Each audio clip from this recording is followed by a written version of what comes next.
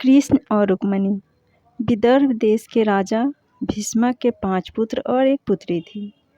पुत्री का नाम रुक्मिणी था, जो समकालीन राजकुमारियों में सर्वाधिक सुंदर और सुशील थी। उससे विवाह करने के लिए अनेक राजा और राजकुमाराएं दिन विदर्भ देश की राजधानी की यात्रा करते रहते थे। उन दिनों कृष्ण के रूप, सौंदर्य, गुणों और पराक्रम की गाथाएं समस्त भारत खंड में गूंज रही थी। राजकुमारी रुक्मिणी अपनी किशोरावस्था से ही कृष्ण के संबंध में सुनती चली आ रही थी, इसलिए उनके मन में कृष्ण के लिए एक विशिष्ट स्थान बन गया था। फिर जब वह युवती बन गई तो उसने अनुभव किया कि तीनों लोक में कृष्ण से श्रेष्ठ वर उसके लिए कोई नहीं हो सकता। इसलिए उसने मन ही मन कृष्ण को अपना पति मान लिया। रुक्मिणी के पिता और माता भी चाहते थे कि उनकी पुत्री का विवाह कृष्ण के साथ हो, लेकिन रुक्मिणी के बड़े भाई रुक्मी की मित्रता शिशुपाल और जरासंध जैसे उन राजाओं के साथ थी जो कृष्ण को अपना सबसे बड़ा शत्रु मानते थे।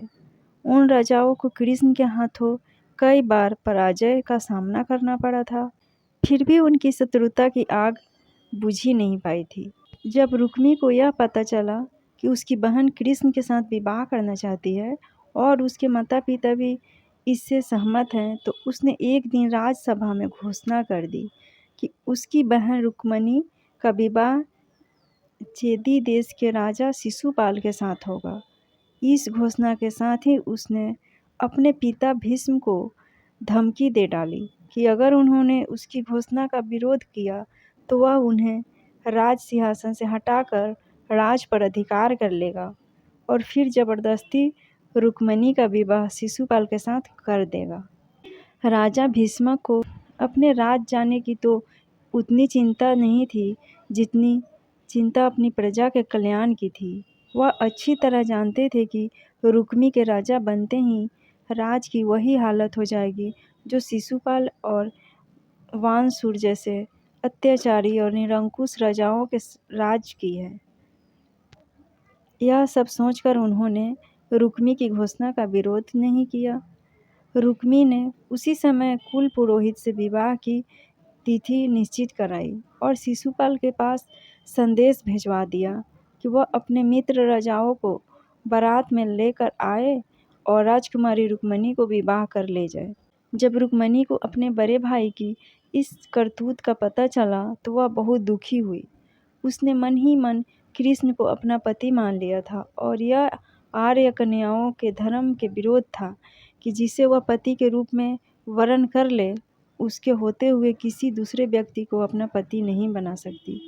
सोच विचार करने के बाद उसने अपने एक विश्वस्त ब्राह्मण को बुलाया और उससे कहा कि वह द्वारिका में कृष्णा के पास जाए और उन्हें यह संदेश दे दे कि रुक्मिणी वर्षों पहले से उनका अपने पति के रूप में वरण कर चुकी है, लेकिन उसका बड़ा भाई रुक्मी बलपूर्वक उसका विवाह शिशुपाल के साथ कर देना चाहता है। इसलिए कृष्ण आए और उसका हरण करके ले जाए। यदि वह न आए तो वह अपने प्राणों का अंत कर देगी। रुक्मिणी का संदेश लेकर ब्राह्मण उसी समय द्वारिका की ओर चल दिया और कुछ दिनों बाद द्वारिका में पहुंच गया। जब कृष्ण को उस ब्राह्मण द्वारा रुक्मिणी का संदेश मिला तो कृष्ण ने उन्हें वचन दे दिया कि भले ही शिशुपाल, जरासंध आदि राजाओं की विशाल सेनाओं से उन्हें भीषण युद्ध क्यों न करना पड़े, वह उसे उन सबके बीच से उठा लाएंगे। कृष्ण ने उसी समय अपने सारथी को रथ तैयार करने की आज्ञा दी और ब्राह्मण को साथ लेकर कुंडिनपुर की ओर चल पड़े। कृष्ण के जाते ही बलराम को उसके कुंडिनपुर जाने की सूचना मिल गई। उन्होंने यादवों की सेना की एक शक्तिशाली टुकड़ी को अपने साथ चलने का आदेश दिया और द्वारिका से इतनी तेजी से प्रस्थान किया कि वह भी सेना सहित कृष्ण के पीछे पीछे ही कुंडिनपुर पहुंच गए। कृष्ण और बलराम के पहुंचने से पहले ही शिशुपाल अपने साथी राजाओं की विशाल सेना के साथ कुंडिनपुर पहुंच चुका था। शिशुपाल के मित्र जरासंध, साल्व, पौंड्रक, दंत, वकफ और विदुरथ आदि अनेक राजाओं की कई औक्षानी सेना बारात में शामिल थी। विवाह के दिन सुबह ही परंपरा के अनुसार रुक्मिणी अपनी सहेलियों तथा अन्य महिलाओं के साथ गौरी पूजन के लिए नगर से बाहर बनाए गए मंदिर में पूजा करने गई। रुक्मिणी के संदेश वाहक ब्राह्मण द्वारा कृष्ण को इस बात का पता चल चुका था, इसलिए वह रथ लेकर मंदिर के पीछे पहुंच गए। पूजा करने के बाद रुक्मिणी जैसे ही मंदिर से निकली, कृष्ण ने उन्हें उठाकर अपने रथ में बैठा लिया। रुक्मिणी के साथ आए सैनिक देखते ही रह गए। जब शिशुपाल और उसके साथी राजाओं को रुक्मिणी हरण का समाचार मिला तो वे अपनी अपनी विशाल सेना लेकर कृष्ण को पकड़ने के लिए चल दिए।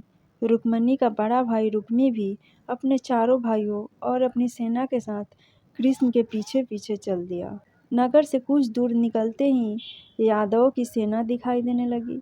अपने पीछे आती हुई सेनाओं को देखते ही बलराम ने अपनी सेना को आदेश दिया कि आक्रमणकारी सेनाओं को खदेड़ कर भगा दो। यादव सेना के सैनिकों ने पलटकर आक्रमणकारी सेनाओं की भीषण बाण वर्षा का उत्तर देना आरंभ कर दिया। देखते ही देखते भीषण संग्राम होने लगा। यदुवंशियों की थोड़ी से सेना ने शिशुपाल, जरासंध और उसके साथी राजाओं को भी विशाल सेनाओं पर इतनी भयंकर बाण की वर्षा की कि वे सिर पर पांव रखकर भाग निकले। अपनी सेनाओं का संहार होते और उन्हें भागते देख शिशुपाल और उसके साथी राजा भी अपने प्राण बचाकर भाग गए। शिशुपाल और उसके साथी राजाओं की सेनाओं को पीठ दिखाकर भागते देख रुक्मी के क्रोध की कोई सीमा नहीं रही। वह अकेला ही कृष्ण का पीछा करने लगा। कृष्ण रुक्मी से युद्ध करना नहीं चाहते थे, लेकिन जब रुक्मी ने अपशब्द कहते हुए उन पर आक्रमण कर दिया तो विवश होकर कृष्ण को शस्त्र उठाने पड़े। उन्होंने पलक झपकते ही रुक्मी के रथ के घोड़ों और सारथी को मार डाला। रुक्मी भी उनके बाणों से घायल हो गया। कृष्ण ने तलवार संभाली और झपट कर रुक्मी को पकड़ लिया और उसी के उत्तरीय से उसके हाथ पैर बांधने लगे। बांधने के बाद उसके सिर तथा दाढ़ी मूछों के बाल जगह जगह से मोड़कर उसे कुरूप बना दिया।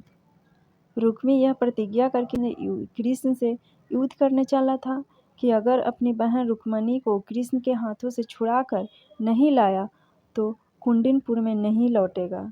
बलराम के कहने पर जब कृष्ण ने उसे छोड़ दिया तो वह अपने बचे खुचे सैनिकों को लेकर एक निर्जन प्रदेश चला गया और वहीं नया नगर बसा कर रहने लगा। कृष्ण रुक्मिणी को लेकर विजय यादव सेना के साथ द्वारिकापुरी लौट आए, जहां विधिवत पूर्वक उनका विवाह रुक्मिणी के साथ कर दिया गया। मेरे वीडियो को लाइक शेयर सब्सक्राइब जरूर कीजिएगा। Thank you.